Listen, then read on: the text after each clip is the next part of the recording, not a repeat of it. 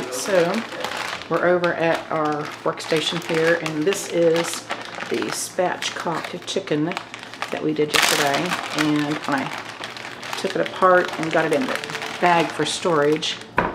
The legs and the thighs and stuff came off, and wings, which is fine, so we're just going to drag it out of the bag. And I also saved all the au jus from the cooking, so we're going to use that here as well.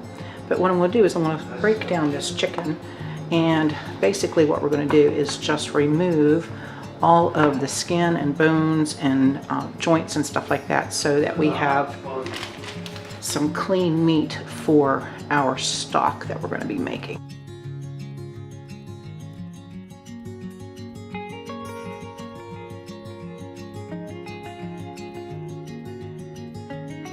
Okay, so I'm back over at the stove. I have given my cutting board a quick wash, and this is the amount of chicken that we got from that bird that we cooked up. That's a fair amount, and that'll be good because that'll make a good serving. And this is the au jus that I saved from when it was cooking yesterday in the pot, so we're just going ahead and add that. This has got a lot of good flavor from the natural juices from the chicken. So we're just going to squeeze that in there like that. And I'll give my hands another wash here, and I'll be right back. So the next part of the cook, I have grabbed some onions. I have 2 of them here, and a bag of celery. I'm going to take the celery and pull off about 3 stalks or so, and give them a quick wash. 1, 2, 3, just like that. 3 stalks of celery. Give them a quick wash and chop them up. So I'm going to just do some mild chopping on here. Those have a tendency to be bitter, so I'm not going to be using that. I'm just going to do a quick slice down the middle of them and make them a little thinner, and a quick chop.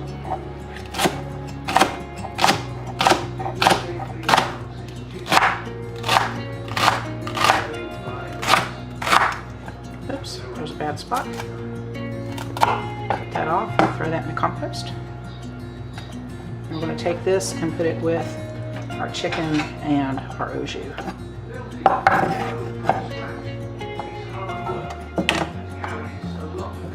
Alright. A lot of times too, when I do celery, I do not use the ends here. Sometimes that has a tendency to be bitter, so I will cut that off and compost those as well. Alright, a little more bad stuff there, we'll cut it off. Continue our slice halfway down the middle, like that. And continue our chop.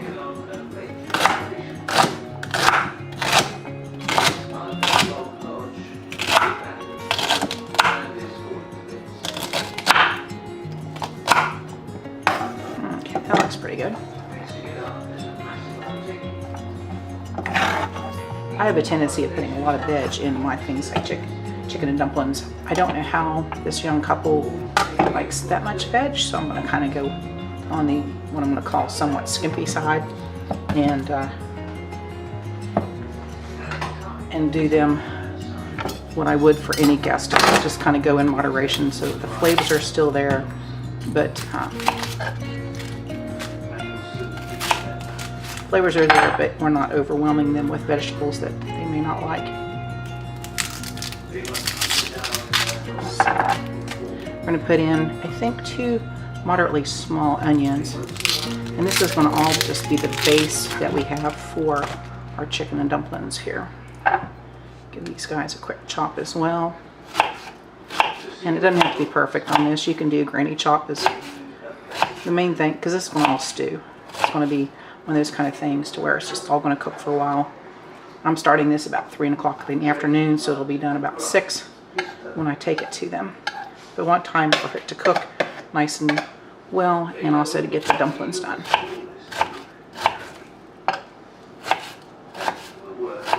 Alright. Hope they like onions. Huh. Here we go. One more onion. This is a, I think the other one was a yellow onion. This was white. Nothing super fancy. I didn't buy any Vidalia onion or anything like that. Ooh, this one's powerful. Wow.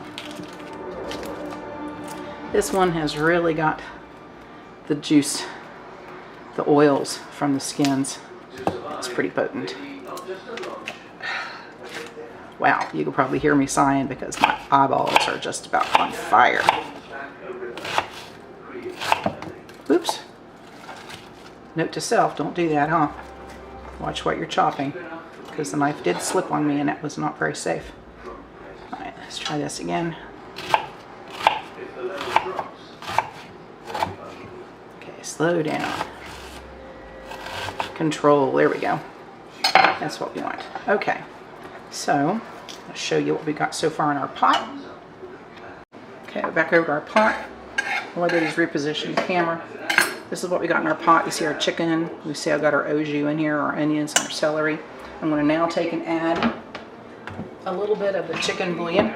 And I'm not really going to measure this, but about a tablespoon or two is about all you need. So there's like 1, 2 tablespoons.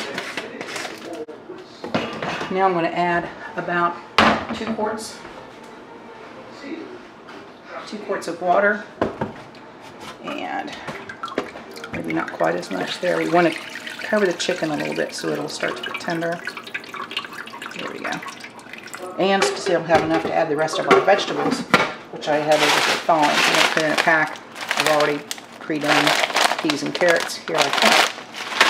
But we're going to let this cook first. So put that on the stove. Turn the electric on about a 3.5. I'm going to put a lid on it. And we'll check it here probably in about an hour. Just going to let it slow cook. That's all we're doing. So we're back in a bit. And we're back. It's been 45 minutes, almost to the minute, since I put this on. This is what it's been doing here. And we're going to take the lid off slowly and hopefully not steam up the camera here. There we go. Get a spoon out and give that stuff a gentle stir.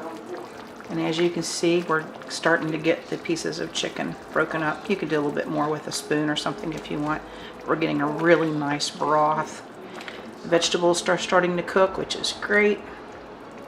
I don't want to add the peas and carrots yet, but that is looking wonderful. Big chunks of chicken. Isn't that going to be good?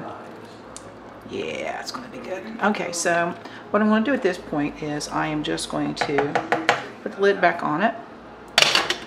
Yay. And turn the temperature on the electric down to about a 1.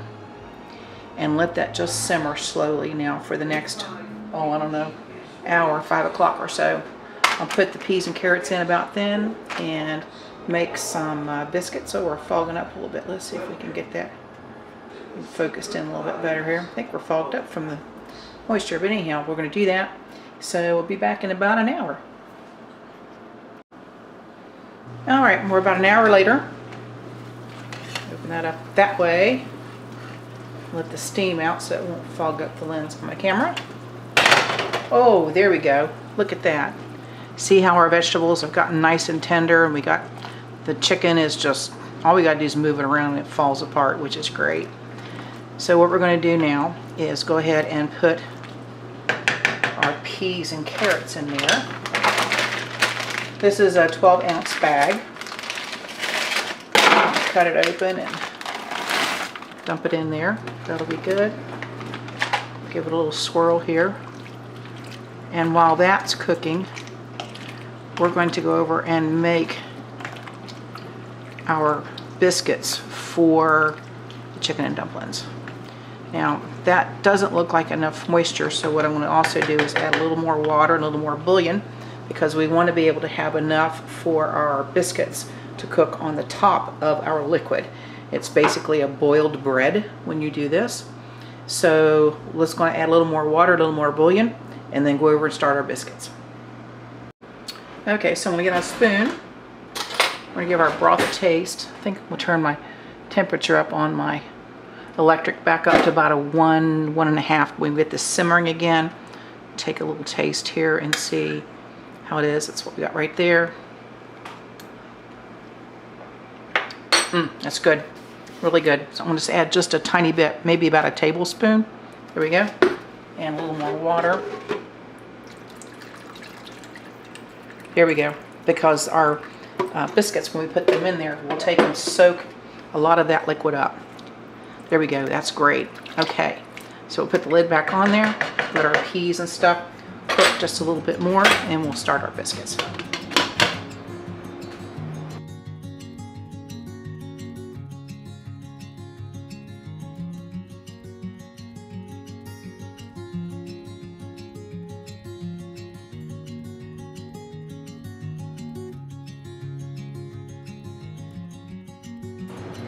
So I gathered out my stuff that I need for our biscuits, and the first thing I want to do is start off with this. This is my flour of choice. It's an unbleached bread flour. So I'm going to get my flour ready in my container, and we'll start. So the first thing we're going to do is we're going to measure out 2 cups of flour. This is a 1/2 cup measure.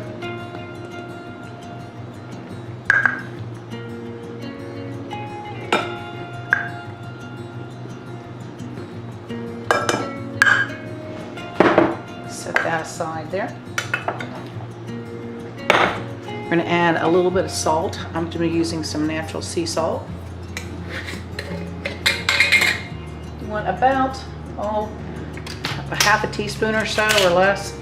I'm going to go ahead and measure it out here. I'm just going to use a 1/2 teaspoon right there like that. Put that away.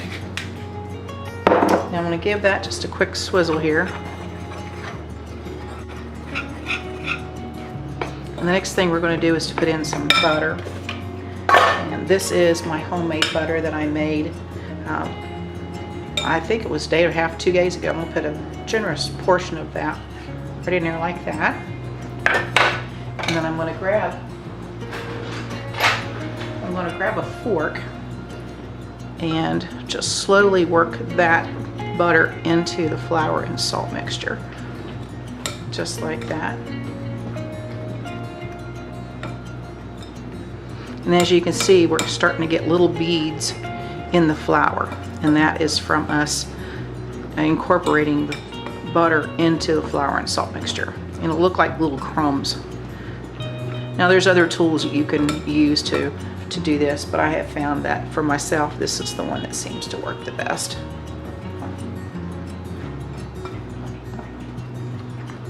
Okay. The last little bit of that in there. And that looks pretty good. Get that to where you can see a little bit better. How's that? Okay, the next thing we're going to do is to grab our milk. So I'm going to measure out about 3/4 of a cup of milk. About like so. We might need a little bit more. I am using some organic milk. And the next thing I'm going to add is 1 tablespoon of baking powder. I like to use the non-aluminum kind. And I'm putting it right into the milk. This is a trick that my dad taught me to make sure that your baking powder is actually still active and not something that has went bad. So you just put it in your milk there and stir it around a little bit. And what you'll start to see is bubbles, lots of bubbles. And that means that your baking powder is still active and you won't end up with flatbreads. So I'm just going to stir that around a little bit more. Get that all incorporated there. And I'll let you stop for just a second. I'll see if I can get that up closer to where you can see it in the camera. You can see the bubbles coming up. That's how you know that your baking powder is active. So we're going to pull this back over here. So we got our salt, our flour, and our butter in here. And now we're going to add our milk. I'm just going to dump it all in for right now. And stir. And we might need a little more milk, but that's okay. We're going to try to get it a certain consistency. And see all those bubbles? That's all a good thing. We're going to need a little more milk. I'm just going to add probably about maybe 1/8 of a cup there, just a little bit. Because if it's a little bit on the soft side for boiled bread, like this is for the dumplings, then it doesn't matter. We're not going to be folding them out, and need a little more milk. I know what to do. I might put a little bit there, get my bit of my baking powder in there.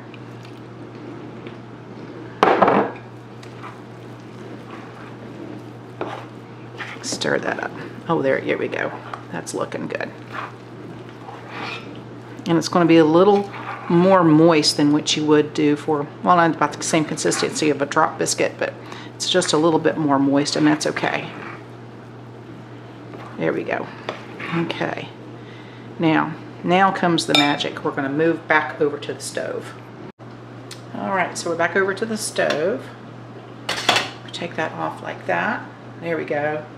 Now what we're going to do is very gently take and drop our biscuit dough right into that liquid, just like that.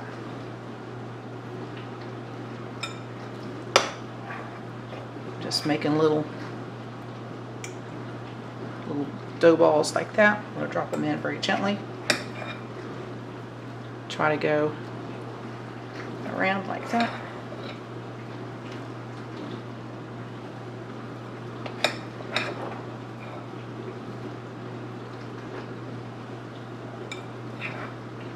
Fill this thing up. You want a little bit of space in between them because they will start to rise and get bigger, and before you know it, your pan will be full of dumplings, which is not a bad thing, but you do want a little bit of room for them to grow. So I'll go over here and dump one right there.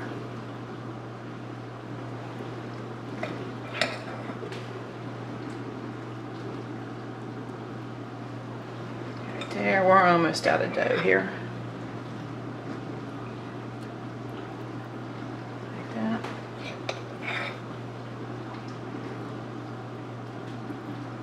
There. I think, well, maybe one more, about it. We're done.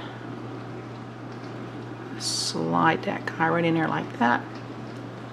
And put a little baby one in there because that's what's left in the bottom of the bowl here. That little fella right back there.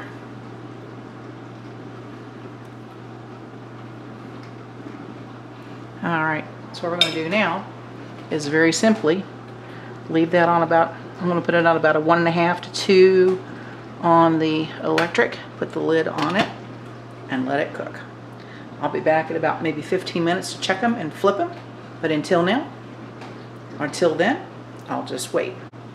Okay, so we're about 10 minutes in. We're just going to do a check, see if we need to do any adjustments.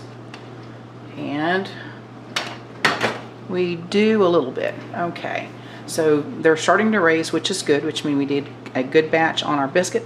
I'm going to turn the electric back up to about a 2.5 for right now, because I just want it to do a slight gentle simmer is all. So I'm going to put the lid back on, let it cook some more, and we'll check it back in a little bit more. Okay, we're back. Check these again. Oh yeah, look at that. That looks good. So now what we're going to do is something very simple and a little tricky at the same time. We're going to separate the dumplings and flip them upside down. And as we do that, it'll help them cook, and it'll also make the gravy thicker. So there's one of them there. This is all I'm going to do all the way around. Just going to kind of separate them like that. Grab them up and flip them over. And then we're going to let them cook some more. This is somewhat the tricky part because they have a tendency of wanting to fall apart. But that's okay, because that little bit of flour and stuff that comes off of them will help to thicken everything at the bottom. So we're just going to grab them, gently flip them over. There we go. Almost there. Put the lid back on, let them continue to cook until I get ready to take them to my friend who is recovering from COVID. So this will be their dinner for their family tonight. Almost got him. We'll turn him. There we go. Alrighty, well here we go. I'm going to put the lid back on it. Oops, that one's breaking apart. That's okay. That one I think I flipped already. If not, no, I didn't flip him. I can tell by looking at him. Alrighty, there we go. Back in, lid back on, let him cook again, still slower. Okay, and we'll turn, no, I'm not gonna turn it down. We'll leave it just like it is and let it continue to cook. Okay, well there you have it. It's all done. And it'll be what they have for dinner. Lots of good gravy with chicken and a lot of wonderfully tender biscuits or dumplings. It's what they're going to have for dinner. If you try this recipe, let me know. I'd like to know how it turns out for you. Hope you enjoy.